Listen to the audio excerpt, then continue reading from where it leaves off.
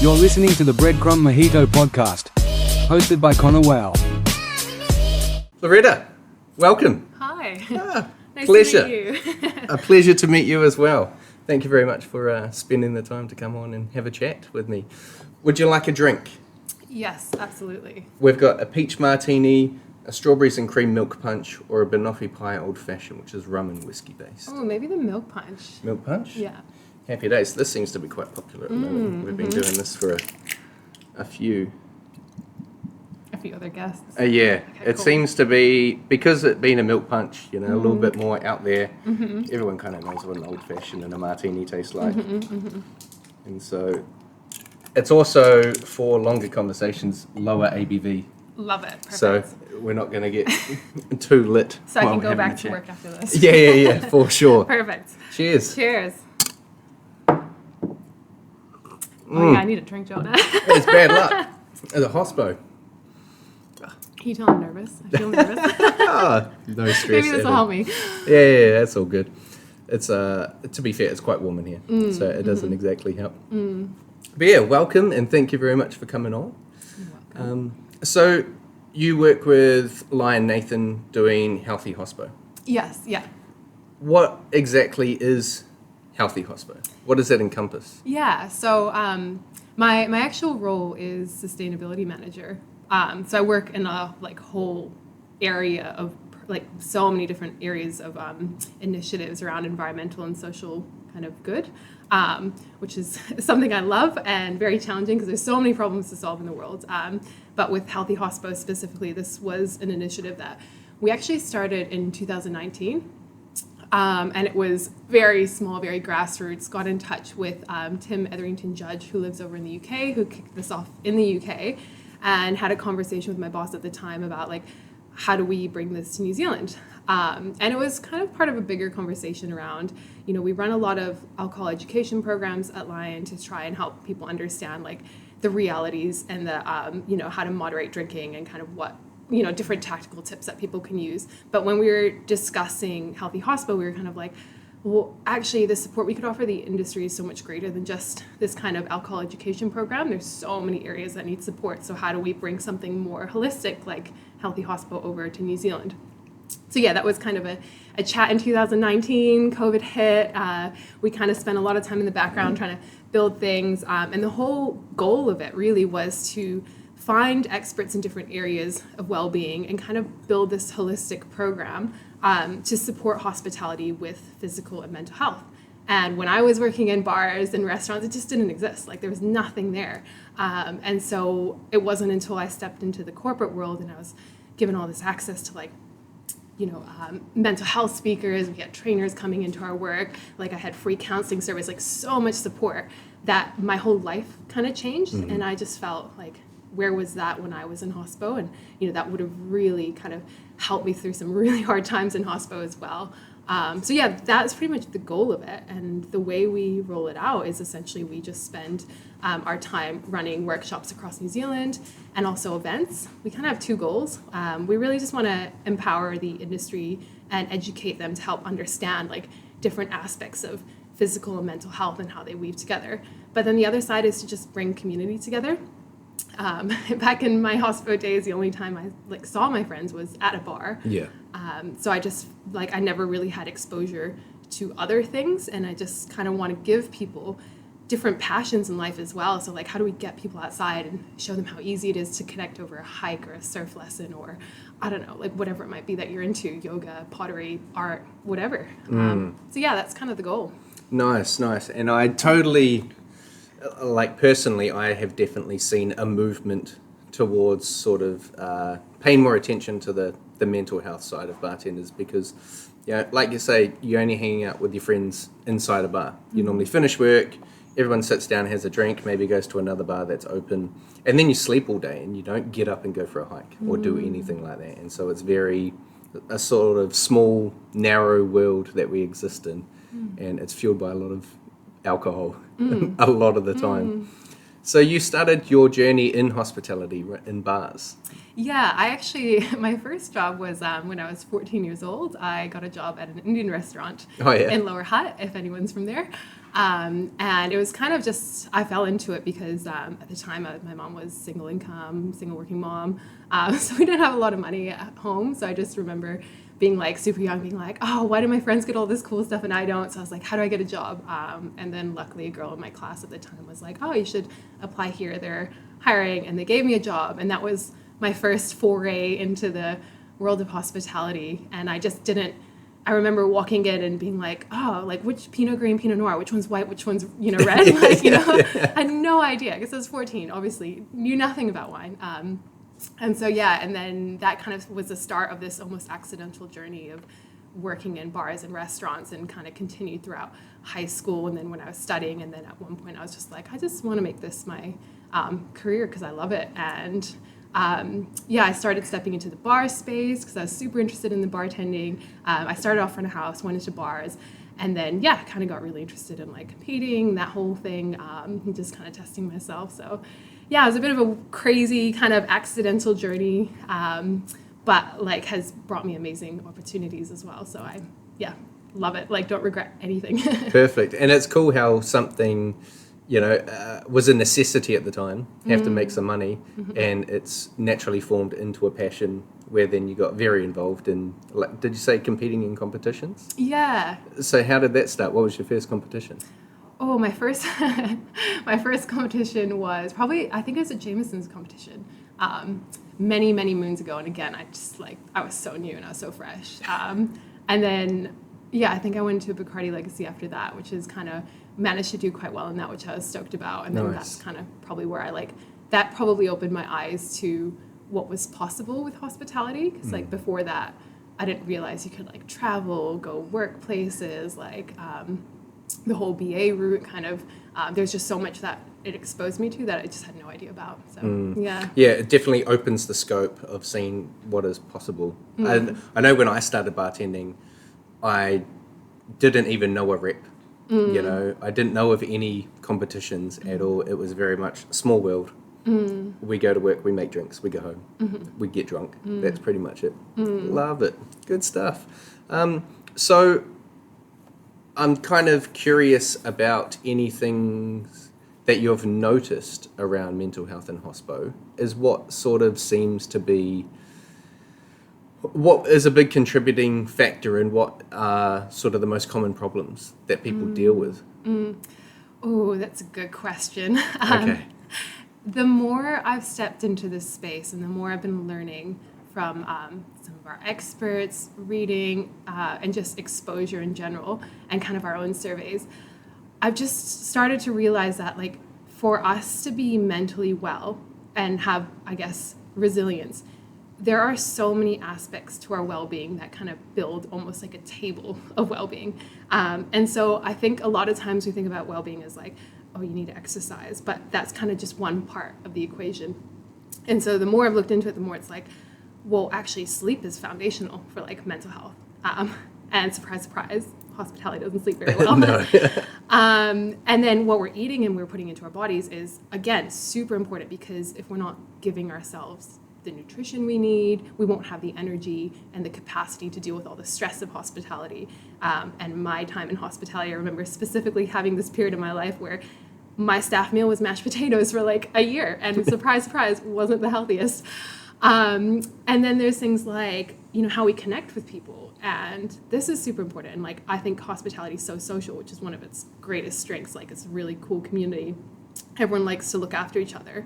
And my own personal experience, I remember when I was living in Wellington, working in bars down there, I just remember having this moment once when I was kind of going through some shit, and then I just remember thinking oh, I know everyone I can go out with for a drink, but I actually don't know who I can reach out to for a coffee. And I felt that was something that, that connection piece of who can you connect with outside, don't get me wrong, love going out for a beverage, love enjoying time with people, but I think it's important to have those really solid connections when you can just be real with someone in person, not over a drink. So the connection piece, which is hard when you're working shifts, and we're there's only limited opportunities for you guys to connect.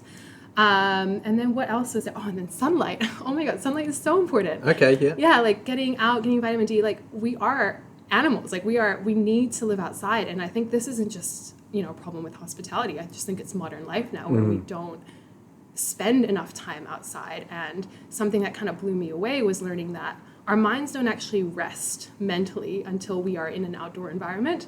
So it's things like being in forests, being by oceans. Our minds can actually like switch off and chill out for a bit.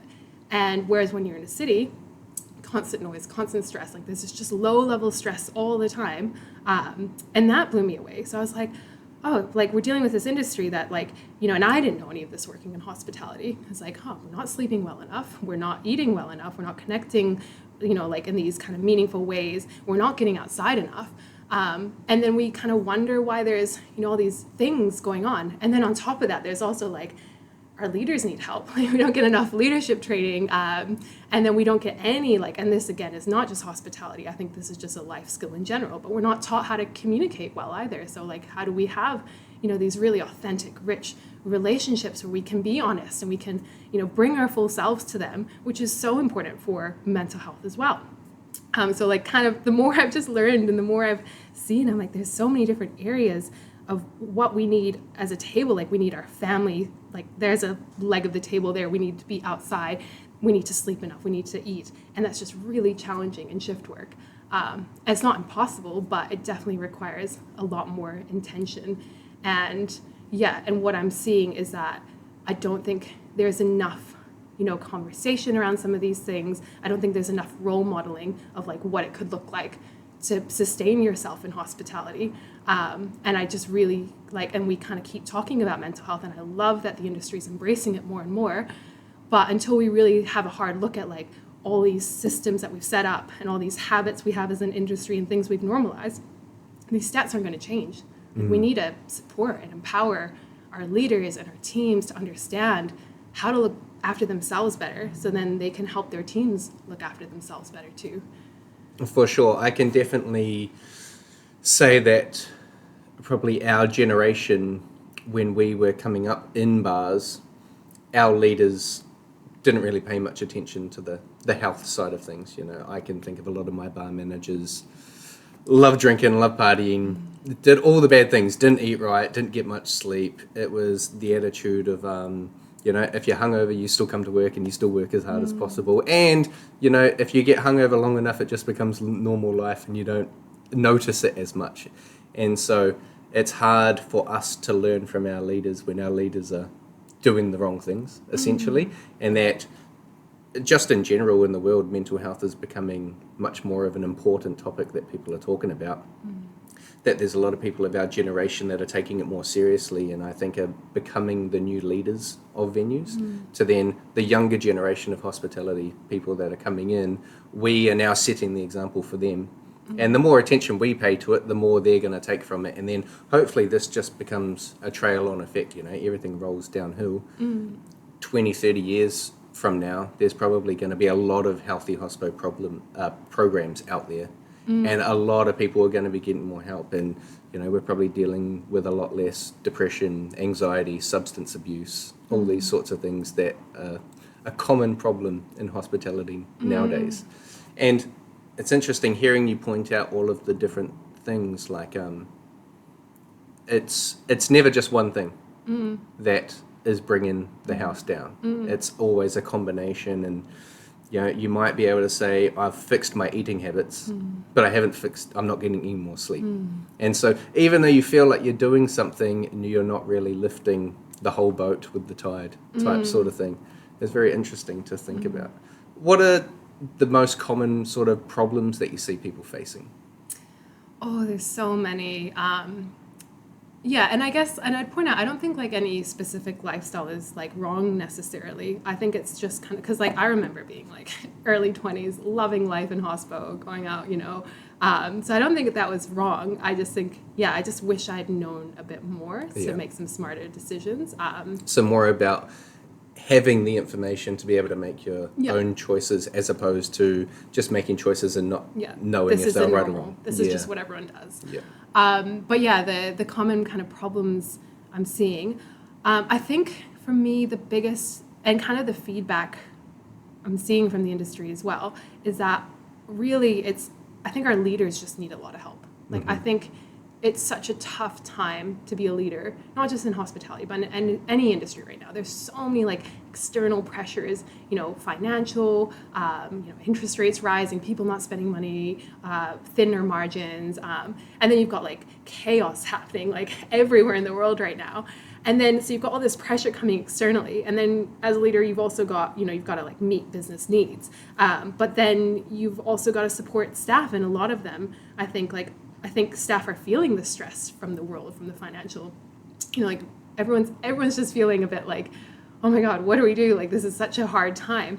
And so I think while there's a multitude of challenges for us to face and to try and figure out how to solve, I think one of the best places we can start is by working with leaders to help them understand, just basic foundations of, well-being, why it's important, why it's like something that will improve your business versus making your life harder. It's kind of like with anything, right? You have to choose your hard. Like you can choose to do nothing and work people to the ground, and you have to deal with all the fallout of that. Or you can choose to like put a bit more attention on the space. Maybe it'll be a bit challenging, but then the flow-on effect of that should hopefully be that your teams feel supported. There's more longevity in the industry. People kind of don't burn out and want to stay in it. I don't know if that's a specific enough answer, but I think generally the more I'm seeing, there's just so much appetite for like, we need help as leaders. What do we do? And it's a crazy time. So like, we kind of need to help our leaders build more understanding and resilience and being able to like move and be flexible with this kind of changing world where the next generation is coming up and is so much more switched on, which I love. Like I love seeing, these younger people coming through and setting better boundaries, but then how do we navigate that and change with the world as it changes? Yeah, I guess it's hard for leaders that have sort of grown up in the you work 60 hours a week mindset to then have a younger staff member being like, no, 40 is all I'm doing. And you're like, fuck. How do I not get frustrated at them for not wanting to work as hard as I had to when I was their age type thing? And like this, what's the saying? Comparison is the thief of joy. Instead of just being able to accept that that's who they are, this is what their boundaries are, and I've got to work around those. You judge them based on your own experience, which I think is a difficulty that people run into throughout all walks of life.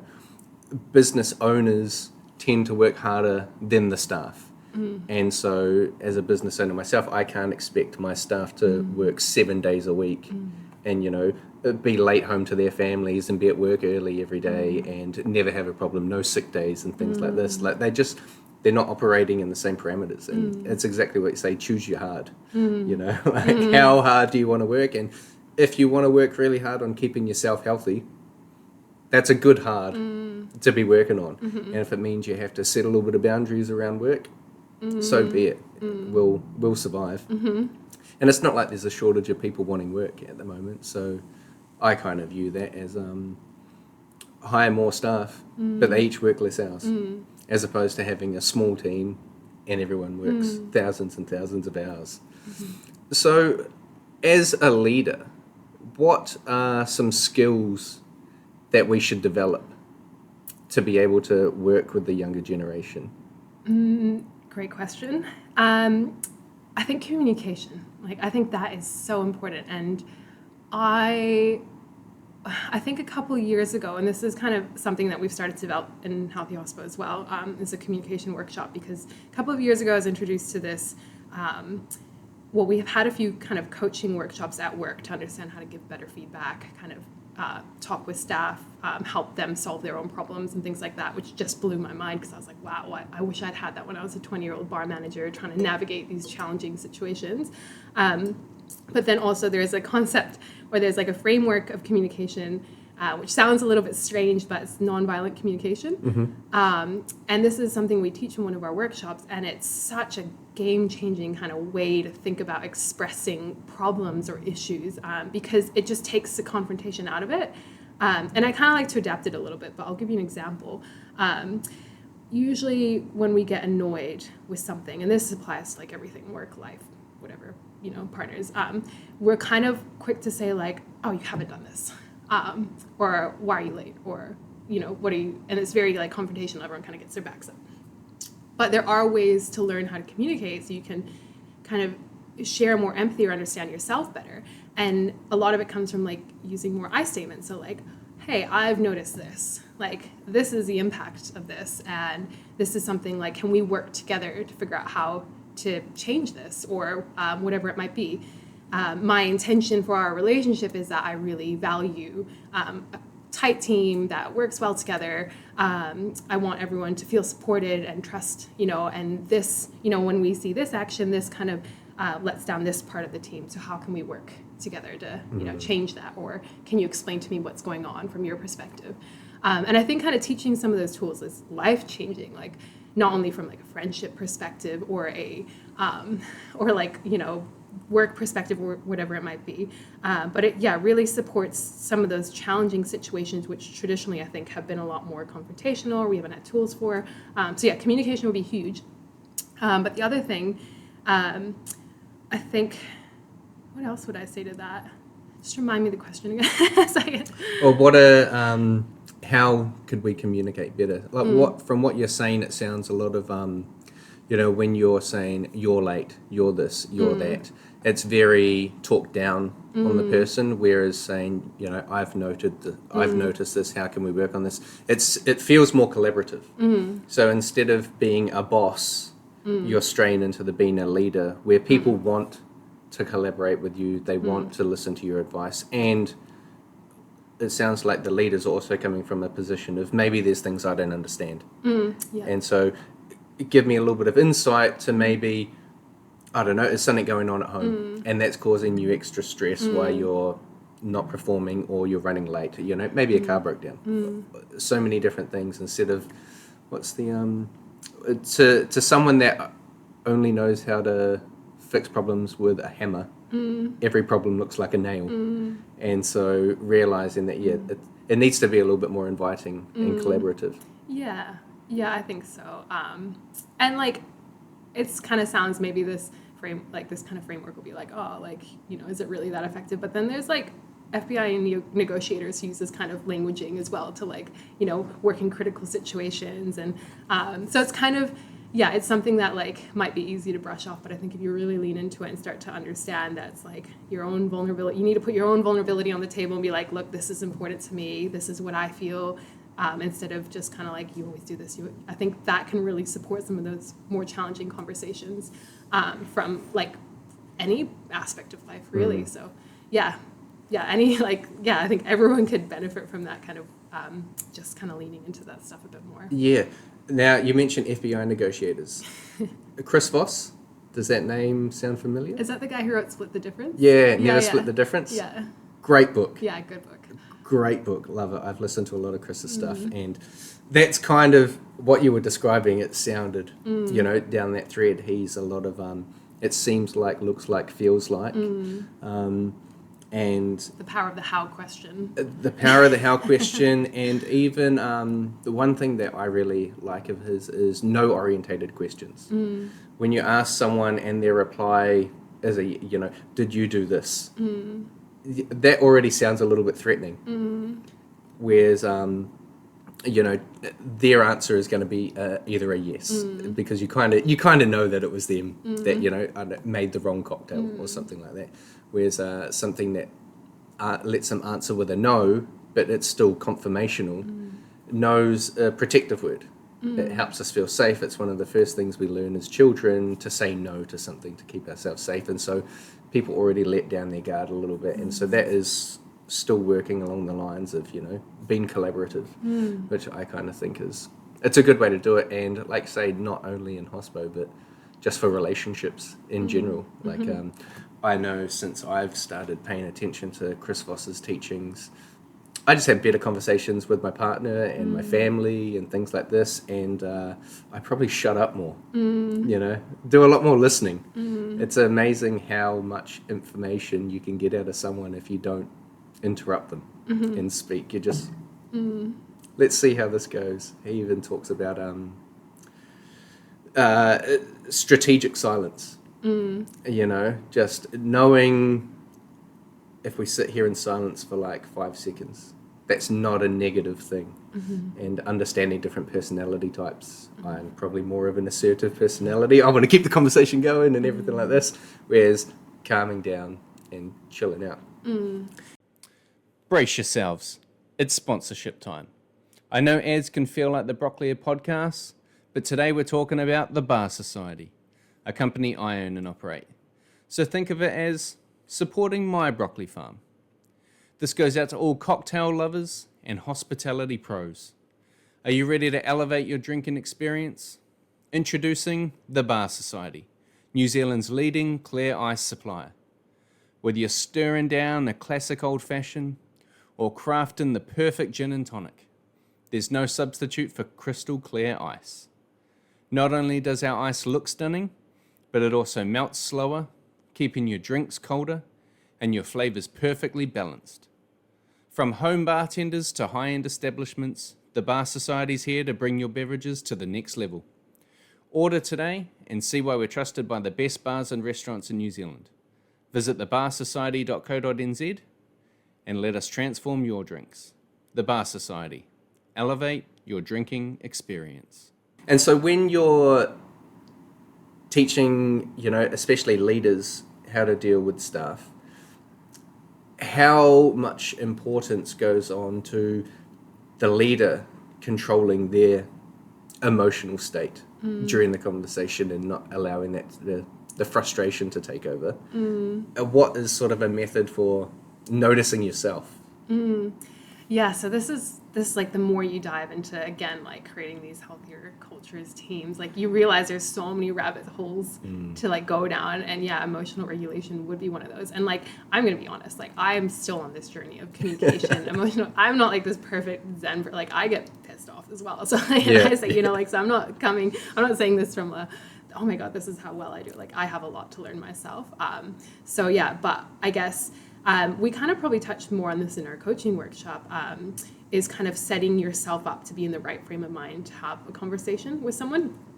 And that kind of oftentimes, again, in hospital, it's really dynamic, it's really busy, you're in the middle of service, sometimes you need to give straight away like feedback, but it's kind of, and then people come to you all the time. And actually this was a really cool story in Christchurch. We did this workshop and we kind of like explained the importance of making sure you're setting yourself up for a time that you can like handle having the conversation. So when you've had a chance to like step away, de-stress, you're not worrying about all this shit going on in service or whatever it might be. And one of the ladies who was part of our workshop, she was kind of like, wait, you mean I can tell them that we can book another time a couple of days from now? It was like, you mean I don't have to like have the conversation straight away, or I can like tell people no? And I was like, yeah, like if you're not physically in the right frame of mind or mentally in the right frame of mind to have a difficult conversation, like set up a time when you will, and set up, so I think, yeah, understanding what's going on in your life, what you have capacity for, and then setting things up for a time that you are able to actually like process and think about information and be a bit more level-headed.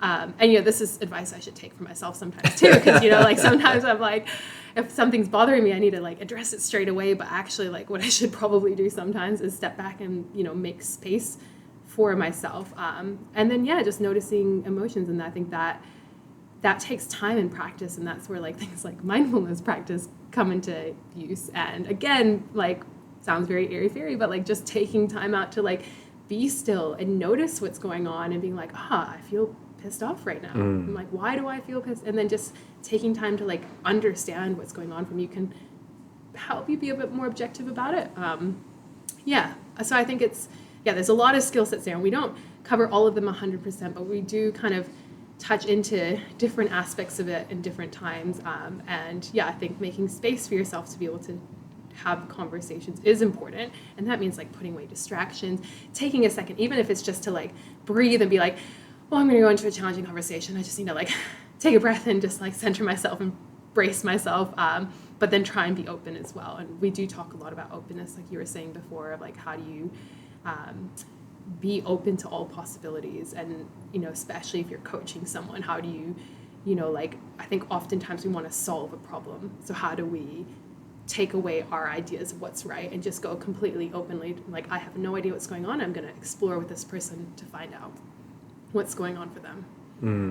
And I think that when you take that position, you can learn stuff from other people. You just you have an opportunity to learn a different way of thinking or a different way of viewing a problem, which is always helpful. Because I think in general, bartenders really, well, any hospo staff, we like learning. Every season we have to learn a new menu. We have to learn a new cocktail. We have to, it's a constant learning. There's always new wines coming out. There's always new whiskies, tequilas, talking to new brand reps. It's a world that I think has a lot of continuous learners in it. Yeah. That a lot of the mental health stuff, people are very willing to learn it. And I think we all know someone, we mentioned before, you have depression and anxiety and drug abuse and substance abuse within hospitality, that we kind of all know someone that has been through either a really tough time and made it out, or unfortunately not made it out, and things like this. I can think of, a couple of bartenders that I've worked with over the years that unfortunately are no longer with us. Yeah. And I personally know at those times when they were really hard on themselves, I had no fucking idea how to help at all. And when you don't know how to help, you kind of feel a little bit helpless yourself. And then you end up in a position where you may need some help as well. And it's sort of like it's just a little downward spiral that sort of affects everyone, And so us knowing people that struggle with stuff, it's we want to learn, keep learning, keep getting a little bit better, and maybe help someone. And not even just hospice stuff. Maybe you have a regular that comes into the bar that sits in his one spot all the time. He's always in his sorrows, and it gets absolutely blasted and stumbles out the door. And you're like, fuck. I love having a chat to this person, but I don't like seeing them leave like that every day. And we're for years been known as sort of the unpaid therapists in bars, and learning these skills also gives you an ability to have a positive effect on the customers as well. We're delivering an experience all the time, whether that is an experience in food or beverage. Why not be able to give a little bit of a mental service as well, which is quite good. Is there any things you notice from the newer hospitality generation that is distinctly different about how they think about hospitality, or the boundaries that they set for themselves, or what their goals are? Yeah, I guess every generation goes through like shifts of like, back in my day. Everyone, I think it'd be crazy if that didn't happen, because every generation like has its issues that it deals with, and like we've already mentioned, there probably is a bit of a culture shift going on, and I like again, it's just one of those things is like, I feel like I have compassion for like people who have spent their whole lives in hospitality and have like had to work those 70, 80, 90 hours as a badge of honor, and like that's what they know, and like and I think some of those people now, and I've just like been surprised as well, we've had some of those people who've like, that was their way of thinking, they've kind of come out now and they're like, wow, we can't do that anymore, it doesn't work in this world, like my staff don't accept that, what do? I don't know how, like I want to change, but this is all I've known, and I think that it's very brave, like I think that takes a lot of courage to kind of think like, I need to change, how do I do that? And so I think that's really cool to see that coming from the older generation. I think it's increasing, and it's not going to be like that everywhere, but then it's you've got a younger generation coming out, and they're really receptive to a lot of the work that we're doing. They really love kind of and again, like we're still growing, we don't but it's really cool seeing like them get involved in some of the hikes and things we do and kind of what it means to them. And recently at a conference, we were having a discussion with some girls who were going through a hospitality training program, and they were so excited to see like, oh, look at this whole well-being program, you guys are doing all this stuff, like it's so cool to see. So I guess from my perspective, just from kind of like sitting on the outsides and trying to support people, I think there's a lot that both parties can learn, like both generations can learn from each other. And I think, the older generations have a lot of resilience, and we've really like people have been taught how to work hard, and this was kind of when I was getting into hospital as well. I was like, work hard, like do all this stuff, and I felt like I had to, because I told you, single income mom, like not enough money, that kind of stuff. I was like, I have to work hard to create financial stability for myself. But yeah, and I think there's a lot that we can teach the younger kids growing up about with life experience and stuff like that. And yeah, maybe I sit in the middle. Like I kind of sit in the weird millennial middle of like, I care about well-being, but I also like come from this side, and I have a tendency to burn myself out and say yes to too much. But yeah, I think there's a way to learn from both parties, and I think it's really cool to see that. I think work is really important. Like, for example, I love my job. I love giving so much energy to it. But then at the other side, I kind of think to myself, like, what am I doing outside of work? Like, who am I outside of work, and what am I doing to, enjoy my one life? What am I doing to make the most of the stuff that matters? Because I've had some pretty eye-opening kind of moments in my own life where I've really had to question what that means. And I'll go into it. This is my vulnerability piece. This is a safe space. Yeah. But 6 years ago, I got a phone call from my mom about my brother, and he was in an accident, and she told me that he was going to the hospital. He was getting airlifted to the hospital, and I was kind of like, oh, like he's going to the hospital, he'll be fine. He was a year younger than me, and I just remember like that night, I didn't expect what would actually happen was I was going to stay up till 3 a.m. trying to figure out what was going on, and at 3 a.m. get told that he was going to get taken off life support. This is my younger brother, like not someone I'd ever expect to lose. And that just completely like ripped my world away. And I couldn't feel anything for a year. Like I just buried myself into work. But I remember that month that happened, everyone at work, and luckily, I was working at Lion, everyone was so supportive. They're just like, we're going to take everything off your plate. We're going to, remove all this work off you. Don't worry about it. And I remember like leading up to that month, I was so busy at work. Like I had all these trips. I was doing wine training at that point. I was a wine ambassador. I was teaching people about wine across New Zealand. I was supposed to be in Tauranga. I was supposed to be in Papamoa, all these places. And it was his birthday that month. And I was like, I don't have time. I just have too much to do. I've got all these work trips planned, and this is my 1 week, and I can take it home. Like I don't want to, I want to stay at home and rest. And going to Wellington is just too much for me. So that was the last thing I ever told my brother.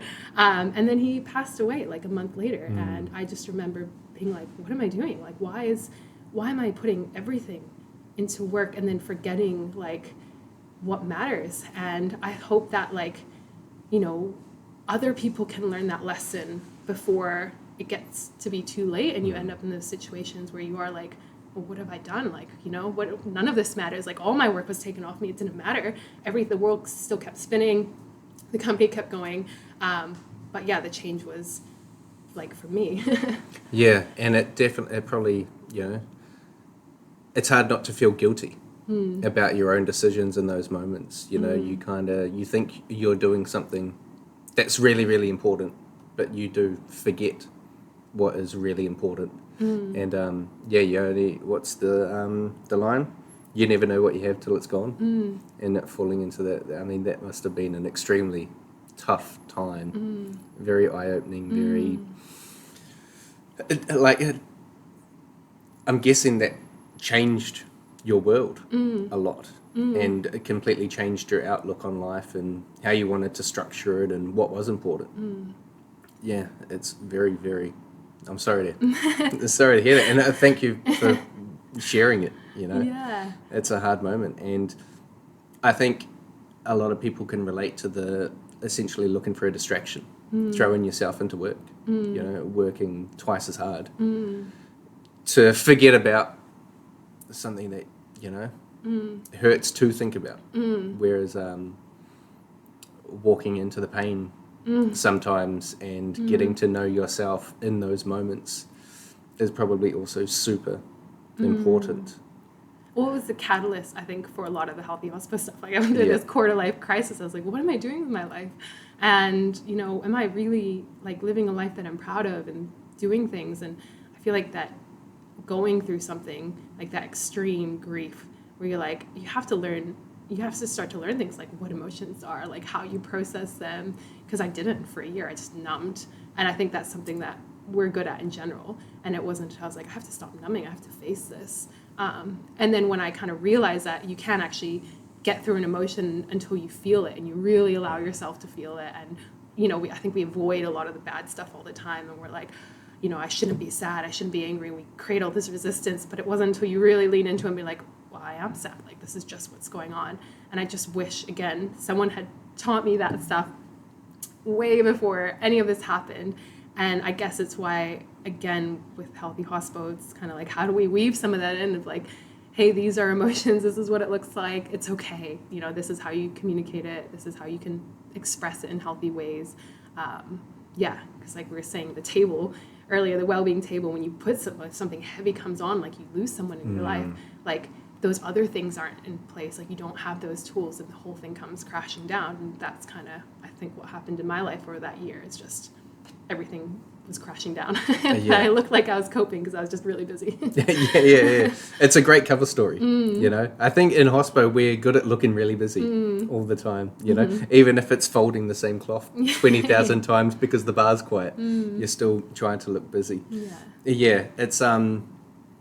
It's very confronting when moments in your life come along that sort of make you take a good hard look at how you're doing things. It's I kind of, thank you for sharing. I feel like it's only right for me to share as well. Between the ages of sort of 22, 23 and 27, I definitely think I threw myself into like the substance world. Work work 10, 12 hours a day, finish off, start drinking, wake up the next morning, coffee's probably got some bourbon in it, and then getting involved in drugs and partying and things like that I went through a stage where you say I sometimes struggle with referring to it as addiction because I don't think I necessarily have experienced as much pain as what other people have with the addiction. I have got myself to a place in life where I can have a drink. I don't need to be cold turkey. But there was definitely for those years drunk and high every day, almost all day, doing coke on shift. And that was just sort of the environment that I was in. And all of the bartenders that I was hanging out with were all living the same life. So it's not like any of us were judging each other because we're all doing the same dumb shit. And when COVID happened, our restaurants shut down. I was living in Melbourne at this time. And so Melbourne was shut for 12 months. Lost my job. I think I rested a lot of who I am in what I did for work. I was Connor the bartender. I wasn't Connor. And that felt like my world had been somewhat taken away from me. And then you're just pacing around your house with nothing to do, sort of feeling down on yourself. And I made the decision to then completely step away from working in bars, came back to New Zealand, and I listened to a lot of like Jordan Peterson and things like that.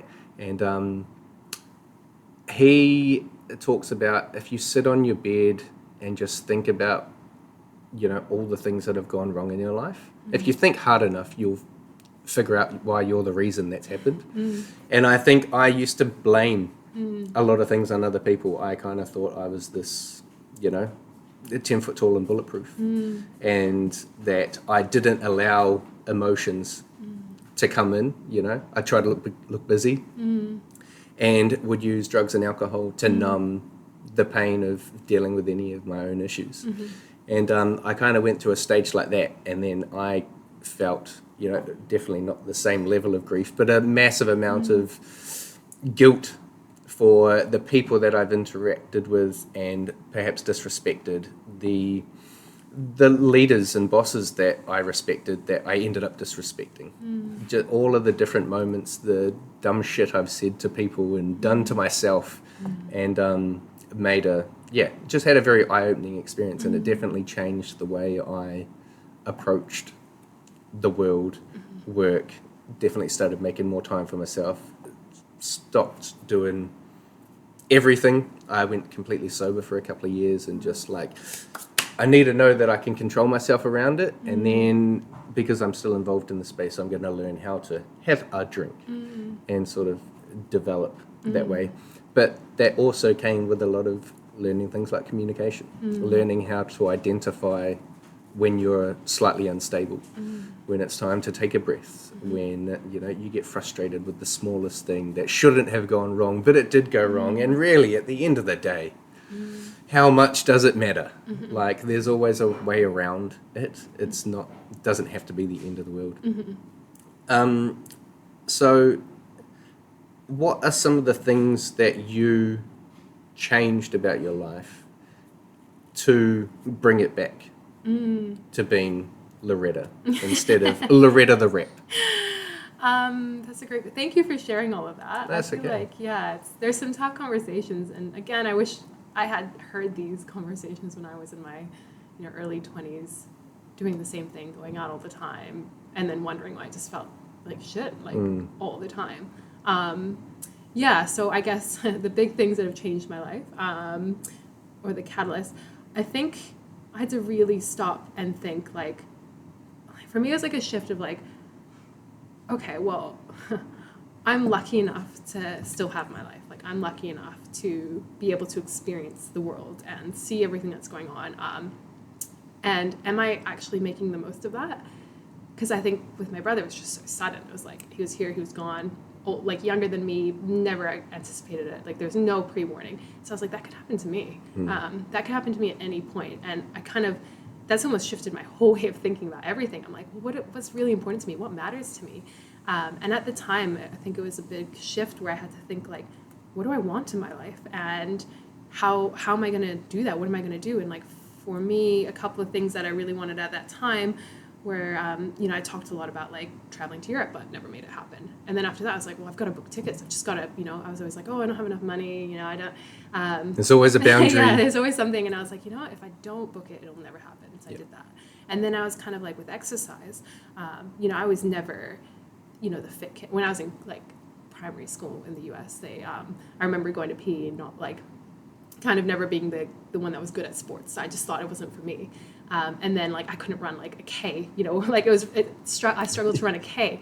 And so I was like, well, I actually have to like, I have this opportunity to put myself into some of these things and start to like work at them and grow them. And so, spent like years kind of starting to build these foundations and these habits of exercise and pushing my boundaries on like physical challenges, and then growing those boundaries. And kind of my life philosophy now is like, where can I go with this? How far can I push? And it's led me to like start a mountaineering course like 3 years ago. So now I'm like starting to mountaineer because I'm like, where's my limit? Like, where is, I'm scared of heights, but like, how far can I push that? And like, how far can I go?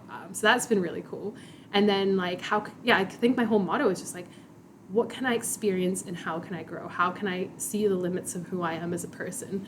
And that's led me to like read more, work in Healthy Hospo, and like even the environmental sustainability work I do. I'm like, I don't want to reach the end of my life, whenever that might be, and just think like, oh, like I didn't do anything. Like, I just want to kind of think, how did I make my corner of the world a little bit better, however that might be, because it's so overwhelming. There's so many problems to change, all this stuff's going on, but I'm like, well, I can focus on my little bit. And like, for me, that's like, how can I get the company I work for to think, about reducing waste or restoring environments or supporting people with their mental health, whatever that looks like. And again, they're so interlinked. Like, the more we look after the planet, people around us, like that benefits our mental health too. I think that was a big life pivot for me, is what's important to me, what do I want to do, how do I want to grow, what do I sign up to help me grow, like what are the courses I need to do, and just kind of started chasing these passions. And really, I think, like we were saying, I've had the same as you, where I was identified when I was in hospo. I just fully identified in hospo. And when things like take that away from you, who are you? And you have this beautiful life, like, and there's amazing things to experience. So like, do them, like try them, like what's stopping you? Here we go again. It's ad time. But don't hit that skip button just yet. Today's sponsor is First Class Cocktails, another company that I own and operate, so technically it's less of an ad and more of me shamelessly promoting myself. You know what's better than a great cocktail? A great cocktail with no effort. Meet First Class Cocktails, New Zealand's premier provider of premium bottled, ready-to-drink cocktails. We're talking about perfectly balanced flavours, made with the finest ingredients, and all you have to do is pour, sip, and enjoy. From timeless classics like the martini and the old-fashioned, to bold new creations like our pineapple and chili margarita, First Class Cocktails ensures every drink feels like a first-class experience. Whether it's a night in or a party out with friends, we've got your cocktail game covered. Order now at firstclasscocktails.com and raise your glass to effortless luxury. First Class Cocktails, because every moment deserves to feel first class. Yeah, I think we all procrastinate a lot. I know I was always bad for never ever taking time off. You know, my parents would come over and visit in Melbourne, and you know, I regret doing this every time, but I would be like, I can't take time off work. And so they would come over for a week essentially to visit me, and I would be working that whole week, and I would see them in my time off because I just felt like that was almost the biggest addiction.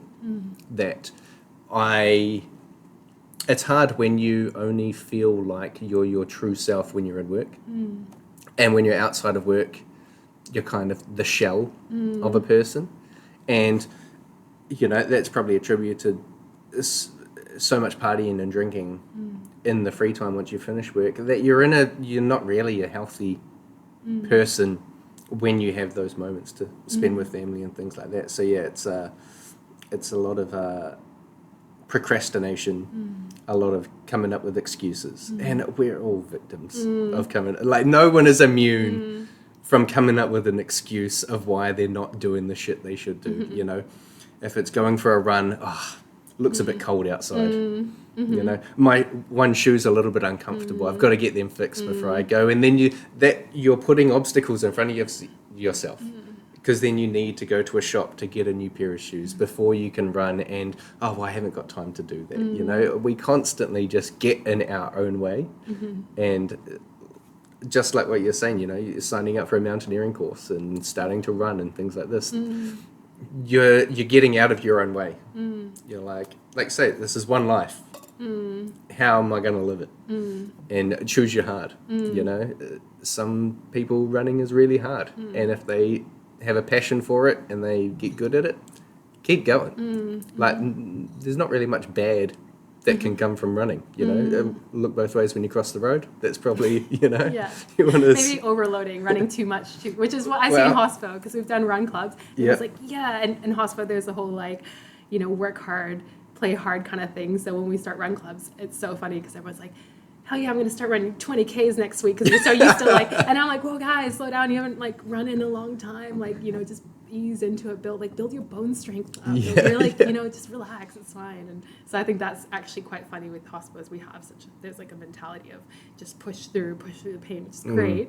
It's really great when you apply it. Like one of the guys who's part of our run club, Mikey Ball down in Blenheim, like he's gone on to be an ultra runner, and I'm like, damn, that has to be like some, you know, work hard, just suffer through the pain mentality right there. Yeah, I mean, to bust out like, you know, 80 plus Ks, the amount of suffering that you have to go through to get to that finish line. Which hospital really good at. So yeah. Like if you guys challenge that and redirect it, like, man, the things you can do are just crazy. 100%. I totally believe that. And I think, hospitality staff are resilient. It's a lot of patience, which is, I've always thought there's a little bit of a paradox. We're so patient with guests in our venues that we struggle to be patient with other people in our lives. You know, like we're so used to catering to people all the time that maybe we get home and we just don't have the mental capacity to have a particular conversation with our partner, and that becomes short. And they're like, you know, I know my partner said this to me, like, why are you so nice to everyone else and you're mean to me? And it's like, oh fuck, I didn't realize I wasn't being nice. I'm just trying to decompress, and I think there's a little bit of us that maybe put on a character, especially when we're in that workspace, and it's hard to turn it on and off sometimes because you naturally fall into it subconsciously, but then thinking like, maybe I still have to be a little bit of that character when I'm home, so I'm still bubbly and still entertaining, and eventually at the end of the day there's going to be a time where we just sit down and watch a movie and relax and things like this. Like, I don't have to be so all the time on the ball. So what are some of the other workshops that Healthy Hospo do in terms of, I've seen like there's yoga and Pilates classes and different things like that. And are they regular? Yeah, so we kind of have a core group of like workshops that we run from an education point of view, which will touch on what we believe are like the pillars of like, you know, to put your table up, your well-being table up, to keep that propped up, to support it when shit hits the fan. That's things like we run stuff around nutrition, exercise, sleep, the kind of physical side, but then we're leaning more and more into mental fitness tools, so like understanding how to embrace change, build resilience, things like that. And then we've got a lot of leadership workshops that we're running now around coaching, communication, understanding your own values, which is important if you want to like design the life you want as well. And then what else is there? I'm sure there's more in there. All connections, so some of that mindfulness, connecting to self. So is that like a meditation sort of type? Yeah, we just teach people like what breath work is, and then kind of take them through, kind of give them the like outline of why this matters, what's in it, and then guide them through. And by the way, I work with a team of presenters, so it's not me running all this stuff. It's like people like a trained mindfulness coach who's just amazing, who lives over in Waiheke, Kelly, she's amazing.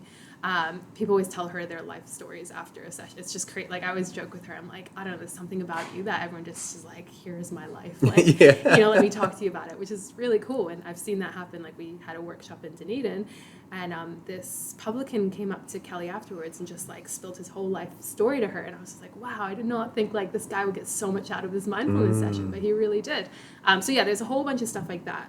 And those workshops are ongoing. So we've partnered with Hospitality New Zealand this year, and they've enabled us to reach additional buckets of funding. So we have Lions supporting, Hospitality New Zealand supporting, and together we're running workshops all across New Zealand, mostly in the main centres, but we're kind of trying other areas out as well. But then we also do private workshops, so any bar or restaurant can reach out to us and say like, hey, we'd like to run something for our teams, and then Healthy Hospo and Lions subsidize that cost. It's open to anyone in the industry, anyone can jump in.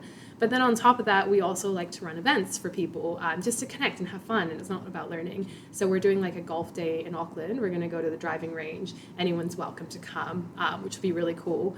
And then hopefully, I'm hoping in Christchurch we can get a walk going, because we did a few hikes around Auckland and Wellington, and I'd love to do the same in Christchurch later this year.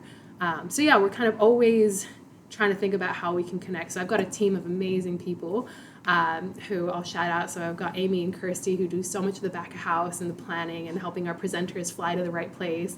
And then I've got Jill, who leads things in Queenstown and is our like kind of person there who really drives this within the industry. And I've got Jack and Co, who are also amazing people connected to the on-premise parts of our company, but then try and bring that out to customers and people all across New Zealand. And then we've got Tash, who's just joined our team, who helps us write a lot of our comms and our EDMs. And then Abigail, who's looking after our social media. So like this is like a tiny team that's just spread out, and everyone's got full-time jobs, but we're all doing it because we're passionate about the industry. You know, this is kind of stuff we want to do on top of our normal work. And we want to like bring it out because we care about people. And so we're constantly trying to think about how we can support the industry. And part of that is also seeking feedback from the industry. So it's like, you know, if this stuff is important to you, then come learn. Like, you can never learn too much. Come to one of our workshops, but then also tell us what you want to see, because we want to create things that people want. And my motto is usually like, what would get me out of bed? And for me, that's stuff like hiking and surfing or whatever it might be. But that's not for everyone. So like, that's why Jack is like, I want to do a golf day. So we're like, cool, let's, you know, get people out golfing and, you know, pay for them so they can experience this thing they might not have been exposed to. And maybe that'll start like a love or a passion for someone else. So yeah, it's just stuff like that. So yeah, constantly seeking feedback, love to hear from the industry, want to know what's important to them. And then, yeah, keen to go wherever people want us, basically. So yeah, just need people to reach out. I love it. Have you because you said it started in 2019, then COVID obviously, spanner in the works. Since that, have you noticed substantial growth in the amount of attendees or events that you're putting on? Yeah, so I remember, I think it was just after COVID, we started running in-person events. And we did like a few run clubs and stuff like that. And there's this beautiful moment where like hospitality still wasn't, there was a lot of free time. So like run club was really easy to do because no one was working the crazy hours that they're back to now. So I think the biggest challenge with hospo is the shift hour. Like everyone's got a different shift hour. So for us to find times that suit different businesses is always going to be hard. So like getting people to come along is always a big challenge. And once upon a time, it was just like two of us running this whole program around New Zealand. And I just remember like trying to set up the events, set up all this stuff, and then like try and push it and market it to people. Now with support of Hospitality New Zealand, we've got like a lot more access to, getting this out in front of more people, which is really cool. So that's made it easier for us to slowly reach more and more people. And like last year, we reached over 1,000 people across New Zealand, like physically turning up to our events, which is cool. Would love to see more than that this year. I think it's a challenge as always, but I am seeing like we were at the Hospitality New Zealand conference last week and running a stall, and the amount of people that like a couple of weeks ago that came up to our stall and was like, I went to your workshop, thank you, that was amazing, versus the year before when no one knew who we were. Like all that kind of stuff was really cool to see that slow organic awareness. And because we are all doing this part-time on top of our real jobs, like we don't have full marketing, like teams that are helping us and getting things out. So we're kind of, we're not, it's kind of, we're relying on the word of mouth and the spreading and people coming along and getting involved. I'd love to have someone in marketing who can just help us, but Abigail doing our social media does a great job. So thank you for, thank you for posting things for us, Abby. I kind of think the organic growth is almost better growth. It's definitely slower growth, but it feels less forced and pushed upon people. So anyone that does take it up is there for a very specific reason, and they're really looking to make changes. And I think about a lot of things that I do, it's very organic. We don't do any paid marketing for anything. It's just if people find it and they get value out of it, great. That's really all we ask. It doesn't have to be this podcast. It doesn't have to be something that takes over the world and gets millions of views. I think our most listened to episode at the moment has like 70 views. If 70 people got value out of it, so happy. I couldn't really ask for much more than that. And so it's good to know that, people are finding it organically. It is growing. It's definitely growing. You've needed the team to expand and put on more events and things like that. So it sounds like it's going great. What's some of the best feedback you've had from people that attend any of the Healthy Hospo events? I think there's two types of feedback. There's the stuff that I see long term, like how people's lives change, and like there's a few specific people in my mind, like Igor, who I think you had as a guest. Yeah, Igor came on here. He, like, I remember we did the run club many years ago, and he messaged me, and he was coming back from Dubai, and he was like, oh, I'm just like trying to get into running again. And I was like, cool, come along, like, be great to see you again. We like crossed paths at 1885 back in the day. Did some bartending back then. And he just like, I've just seen him over the last 3 or 4 years, like completely change his life. Like he's like, wow, and it's just cool to see that like little tiny seed just like grow in someone's life. And then I look at like, Mikey Ball, he started our run club. He hadn't run for years. And then now he's an ultra runner. And I'm like, what the hell? So there's all these kind of seeds that have happened and witnessing people's long-term changes. And then another example, like Run Club really got like a lot of, Run Club changed lives.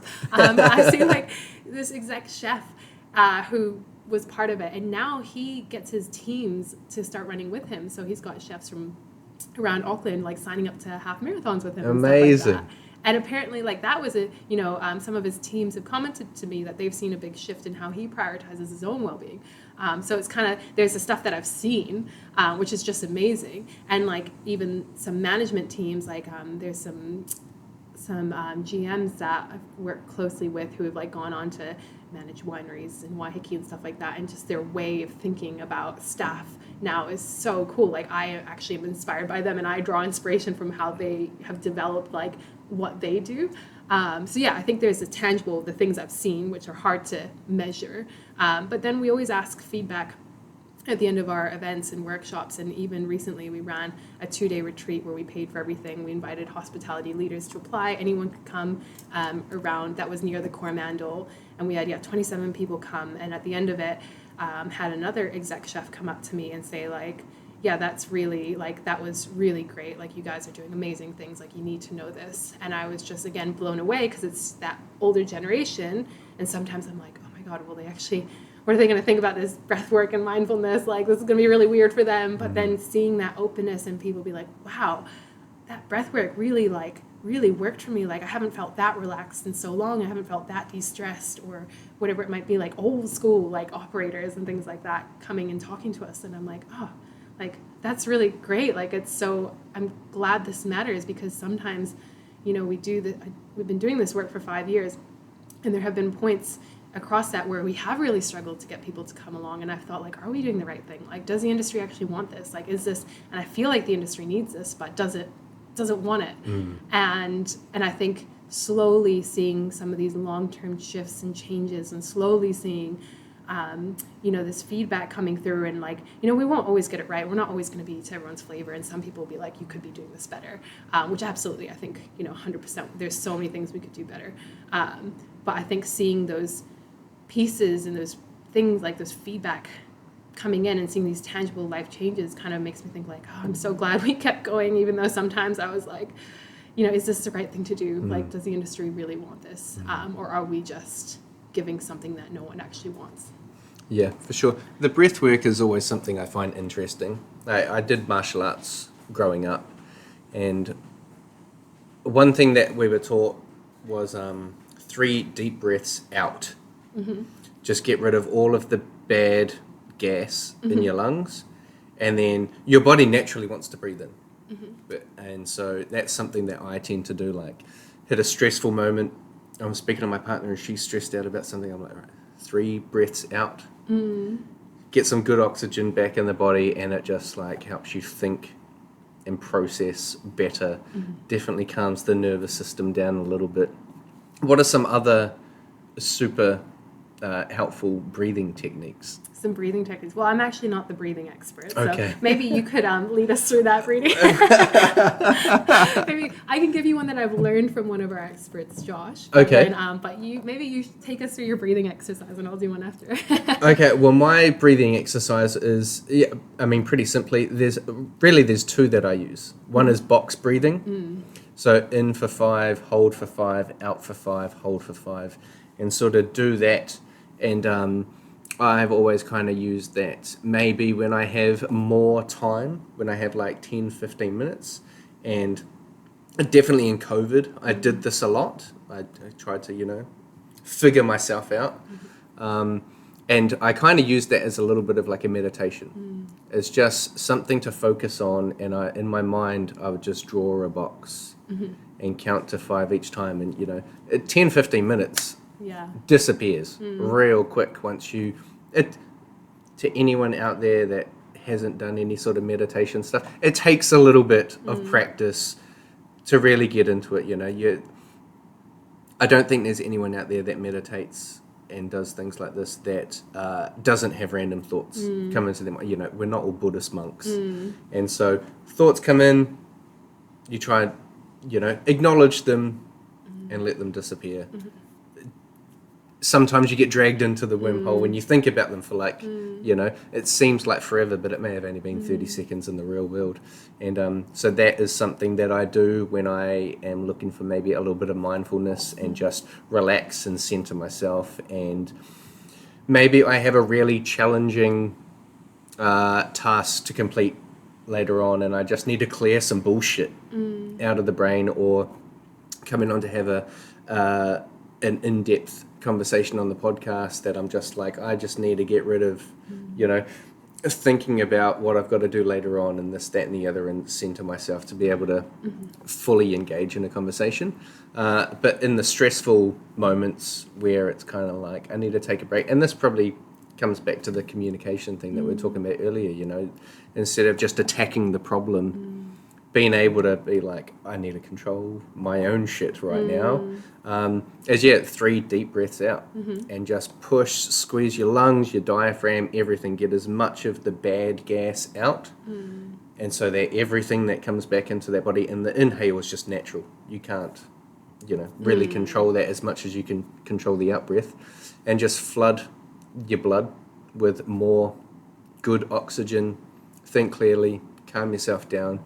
And it also gives you like a good maybe 10 to 15 seconds to think of how you're going to start that conversation, you know? Like, it's funny, the Kieran Finnerty, this physicist that I had on last time, he, after the podcast, he was like, you asked a lot of really good questions. And I was like, great. I was like, I noticed you said that's a really good question. And he was like, well, sometimes I said that because it gave me time to think about my next answer. And I'm like, well, that's how I kind of relate to this 3 deep breaths out, especially if you're going to enter a challenging conversation, or I don't know, if you're having a disciplinary meeting or whatever occurs in the day-to-day world, that, yeah, a couple of, 10, 15 seconds, get some good oxygen in the body, think about how you're going to approach the conversation, not a, you did this, it's going to be a, how did this happen? It's, that's what I tend to do. But those are really the only 2 tactics that I know. Yeah, I'm a big fan of the box breath. You like the box breath? We do that in our sleep workshop. And you can actually slow down your breathing rates, like your beats per minute, because I think normally when we breathe, normally you might get like 13, 14, 16 breaths a minute. With box breathing, you really have to slow it down so you can like have your breath rate, which actually helps you switch into the parasympathetic kind of nervous system, which is your rest and digest. So like when you are stressed in bed, mind's ruminating or whatever, like box breath is really great. 100% subscribe. If people want to geek out onto that, there's a great book called Breath by James Nestor, which I really recommend. Okay. Really good. Talks all about like mouth breathing, different, counts, all that stuff, how important it is to breathe through your nose. But there is a breath technique that Josh uses in one of our workshops, and it's kind of, and hopefully I get this right, but it's like a big breath through your nose, and then a big breath through your mouth. You really fill up your lungs, and then you kind of like, almost like you have a straw, you just let go like of your breath really slowly. And you can go like for like, I don't know, minutes doing that almost. And he explains all the science behind it. He's got some videos on our Healthy Hospo page, so I'm not going to try and do that. But essentially, you just like extend your exhale, which helps you relax a lot more. Okay. And kind of switch into that de-stress. And again, I've used that breath technique when I'm really stressed about stuff and I'm lying in bed and I can't go to sleep. And I'm like, okay, I just need to focus on this. And then kind of on that mindfulness point you made before, we, again, in our retreat, we did a bit of mindfulness with the leaders. And one thing that came out of it was a girl was like, oh, I kind of felt like to be mindful or do meditation, you just have to have your mind blank. And like the reality is your mind's never going to be blank. Never. Like you just have to accept whatever is there. But the whole point of mindfulness is just to notice like, oh, okay, my mind's busy. Like, oh, what's going on? Okay, well, maybe I can let that thought go or whatever it might be. And I think it was cool to hear her say afterwards, like, oh, I could never do meditation because I always thought I was doing it wrong. Like I had to have these, but that's not the point. Like it's just like doing a bicep curl for your mind. And literally all you're doing is like, I'm just noticing this thought rather than getting swept away in it. And some days your mind is really busy. You just have to accept that. And like, wow, there's a lot going on. Like, maybe I need to listen to some of this, or maybe I need to write it down. But it's just to notice what's going on, and that helps you notice when you're like triggered by something, and then like maybe gives you a second to stop and be like, wait, how do I want to handle this, versus just like launching into it. But yeah, again, it's a whole practice, and I'm not perfect at this, so this is like a ongoing journey for me to like pay attention to what's going on in my own life. And so I'm not like coming here and saying like, oh my god, this is how good I am at all this stuff. I'm trying to learn it too. All right, team, it's that time again. Sponsor advertisement time. Look, I know ads can feel like one song on repeat, but today's sponsors are the Bar Society and First Class Cocktails. If you've listened this far through the podcast, you already know that they're two companies that I personally own and operate. So hey, if you're rolling your eyes, at least roll them over to our websites and get ready to take your cocktail experience to the next level. Imagine this: First Class Cocktails premium bottled drinks paired with the Bar Society's crystal clear ice. It's a match made in cocktail heaven. Whether you're hosting a dinner party, impressing guests at a wedding, or just treating yourself to a well-deserved drink, these two brands will bring you everything you need for a flawless pour. First Class Cocktails delivers unbeatable flavor, while the Bar Society adds the perfect touch of elegance with slow-melting, pristine ice. Why settle for ordinary when you can create extraordinary? Head to firstclasscocktails.com and thebarsociety.co.nz to order today. Together, we'll elevate every sip. First Class Cocktails and the Bar Society. The perfect pairing for your perfect pour. It's always a journey, and I don't think, I think in our own ways, we all try and be perfect at whatever we're doing. But accepting that no one is ever perfect. Yeah. We're never going to be perfect. I totally subscribe to the idea of like there's always room for improvement, and as long as you're getting that 1% better, if it's day on day, week on week, month on month, year on year, it might be minute progress, but it is progress in the right direction. In the same way, I definitely believe in karma and a yin and yang.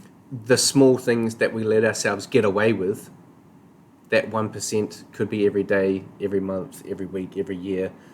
It can also drag us backwards as well. And so the trying to notice, am I getting in my own way? Am I making my own excuses? Is my emotional state not correct for this conversation? Very easily someone could go to a workshop and learn a whole bunch of skills on how to communicate correctly and practice it in that environment, and it'd be perfect. And that is that 1% better.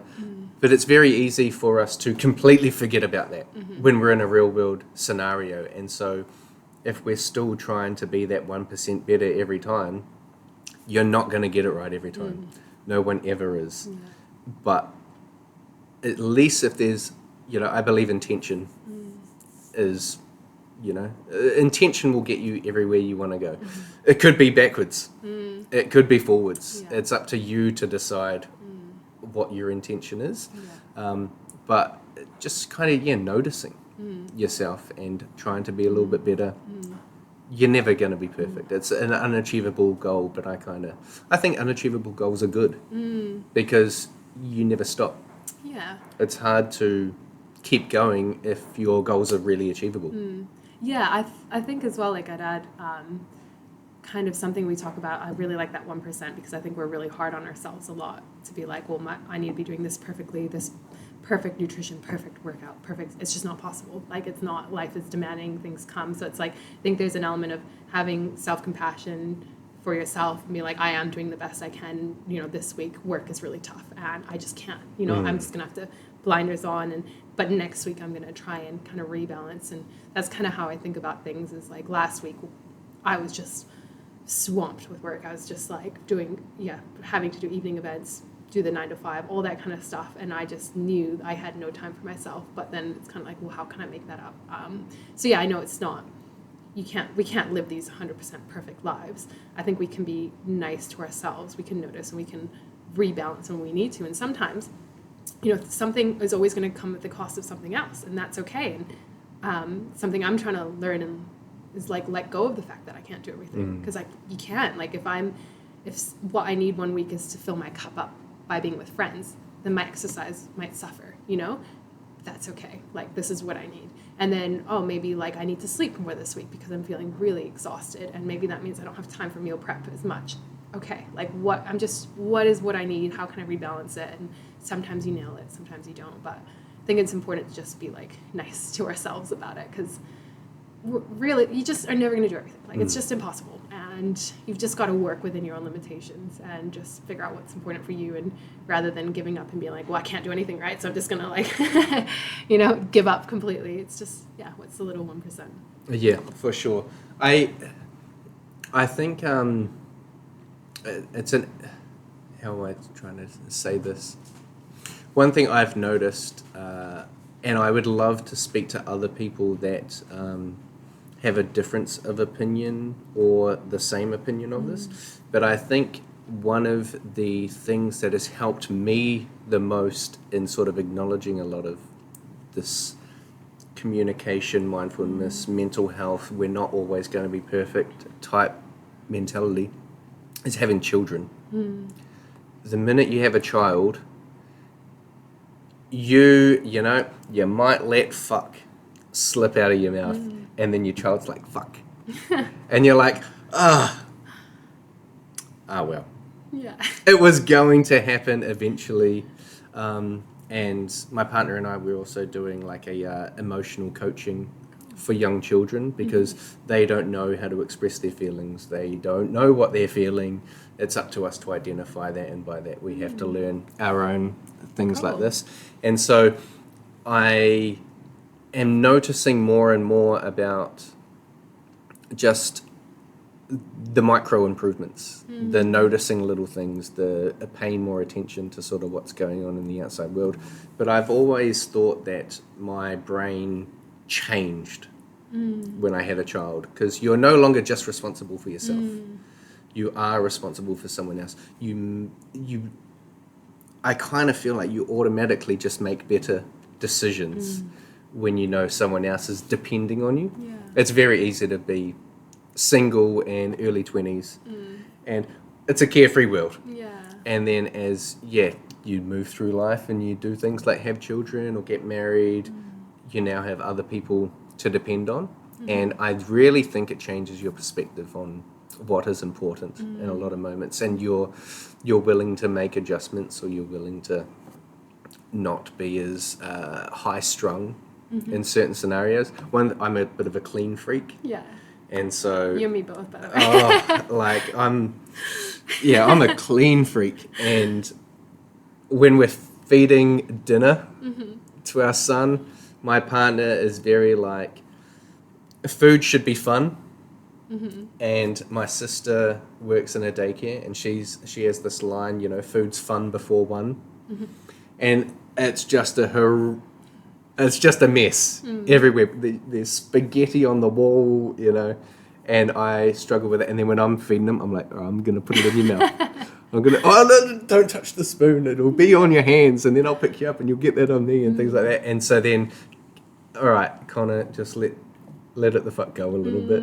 Yeah. And just not being as high strung, allowing things to be like, it's not perfect.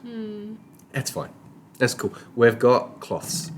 We can wipe the high chair. We've got a vacuum cleaner. We can do the floor. It's not the end of the world. Whereas that's something that I've had to bring myself around to a little bit more. Yeah, it's hard. We've all got our things, right? Yeah. We all got the things that like get you going.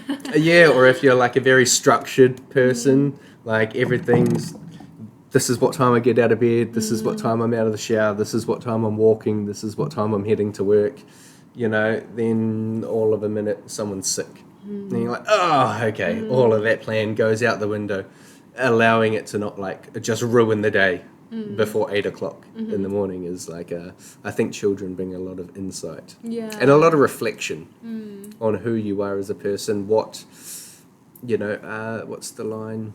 More is caught than taught. And so you can think you're teaching so much to your children, but really they probably don't take on any of that. But they watch you do something and they'll copy that. Yeah. And so it definitely makes you more conscious of your own actions and the, it sounds very political, the optics of what you're doing and how you don't want your bad habits to then be picked up by the younger generation, things like this. And also reflected in good habits. When, a child sees their parents control themselves emotionally and be able to have a confrontational discussion, but come to a mutual agreement where both parties leave happy and get along, whether you're together or separated, the benefit of your children seeing like conflict resolution and things like that, because naturally they're just going to go into life being like, oh, okay, when this person is upset, I need to respect that, and vice versa. And so I think that's children are change the world. Yeah, that's so cool. Sounds like you've been on a journey. You could almost lead our emotional workshops, regulation work. Pressure. But I mean, we're all kind of children, aren't we? Like, We are. We're just big children. Throw tantrums, and we all get grumpy, and so I feel like it's just like, I kind of think sometimes I'm like just a big sensitive child too. So. And sometimes you want to be a child, like there's a lot of pressure being an adult, having responsibilities and bills to pay and everything like that. Sometimes you're like, I just want to kick my shoes off and chillax, and maybe I want to have a tantrum. Yeah, maybe I want to be grumpy about that. Yeah, exactly, because I think that's also something, in a lot of this, we're always trying to calm ourselves, whereas there is definitely a space for letting the frustration out. And for some people, like, it clearly sounds like Mikey gets a lot of his energy out by running, 80, 100 Ks. You get your energy out by running or surfing or mountaineering or something like this. Maybe someone else gets their energy out through boxing. Just get it out. And there is a time to let it go, so to speak. And that's also, it's not always about being calm, but creating an environment where you can let go, and you or someone else is not going to get hurt by it, which I think is something that maybe gets overlooked at times. Especially if we don't acknowledge our own feelings. So we're probably coming to the end of our time. I don't really know how long we've been going for, but I wanted to sort of leave a lot of listeners with, how do they get in touch with you? How do they attend any sort of events, and what's coming down the pipeline? Cool. Awesome. Well, the easiest way to get in touch, sorry, I just got to manage to hold it in. So a couple ways you can get in touch, and one would be you can go onto our Instagram. So we've got Healthy Hospo NZ on Instagram. You can always reach out directly to me. So you're welcome to chat to me on social media too. We do have an email address, so it's team@healthyhospo.co.nz, and you can reach out with more questions. You can have a coffee whenever. Like, I love chatting to people, especially people interested in this space. What else can you do? You can sign up to our mailing list. So on the healthyhospo.co.nz website, you can choose to be part of our mailing list, and therefore you just get up-to-date invites to whatever is going on in whatever region. You just hear what's happening in our space. Just like reach out, say hello, chat. Like, I'm always, if it's not me that's messaging, someone from our team will message, or you can just chat to me directly. Like, pretty happy to have conversations. In the pipeline, so a couple of things that we're looking at this year, we're going to be, of course, rolling out workshops with hospitality across the rest of the year. So there's a really cool one on resilience coming up that we're doing around different centres across New Zealand, and then we'll be doing some stress and breath work workshops later in the year. We are actually going to be piloting and partnering a more kind of critical conversations around suicide workshop. This will be probably piloted in Christchurch and has been a bit of a collaborative effort with us and Pegasus Health.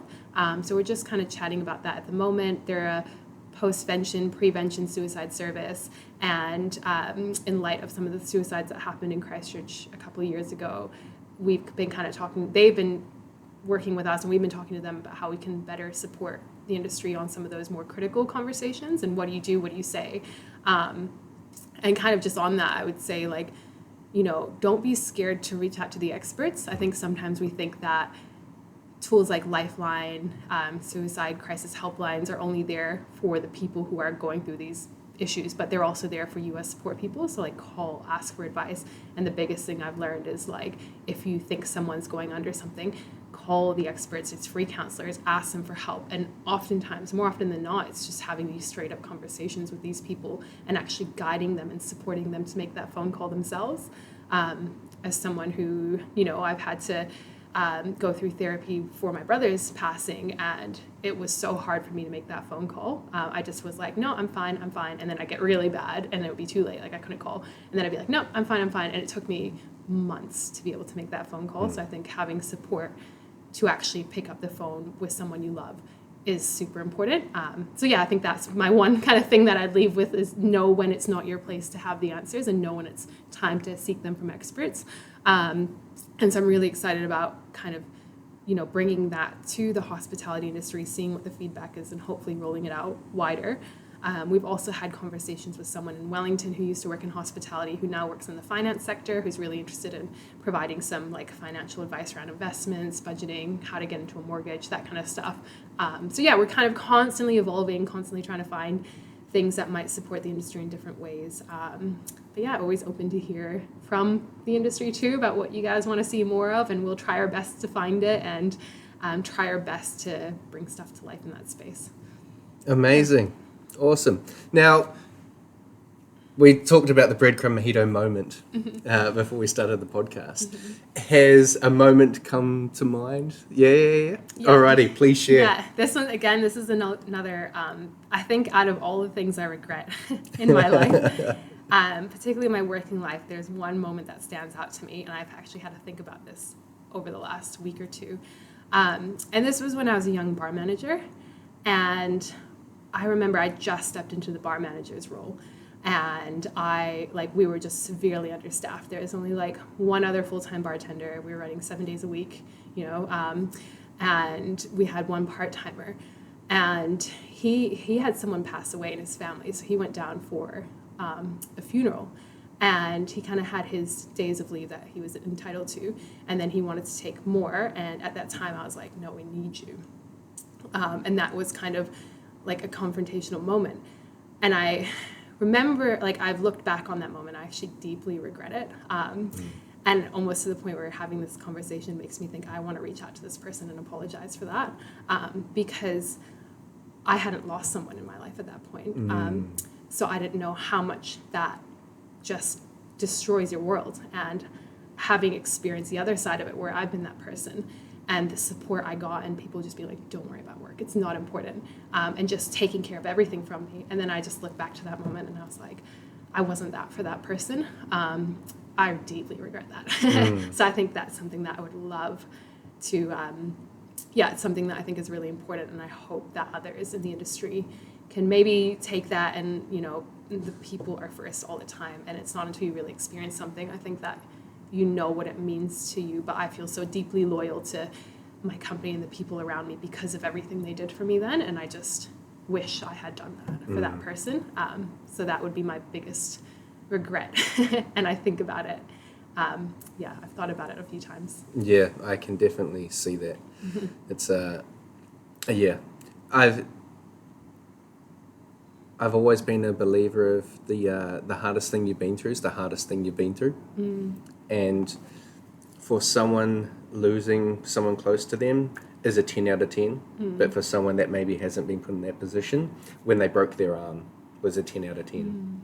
And pain is pain, no matter what way you skin it. And it's hard to, sometimes have empathy in moments, or really understand what someone else is going through, because we're so consumed in our own world and lack the ability to understand what someone else is going through. And I can definitely see that as even just in your face telling the story, like I can see how much it hurts. And so maybe you're reaching out to this person later on today. I will message, because I think it's and I think, like, and I guess share that because I just don't want other people to make that mistake, because I don't think it, like, I think I got through the understaffing and it sucked, but like, it wasn't the end of the world. The flow-on effect is so different. And I think, putting people first, and like when people are in their dark moments, like just having their back is so important.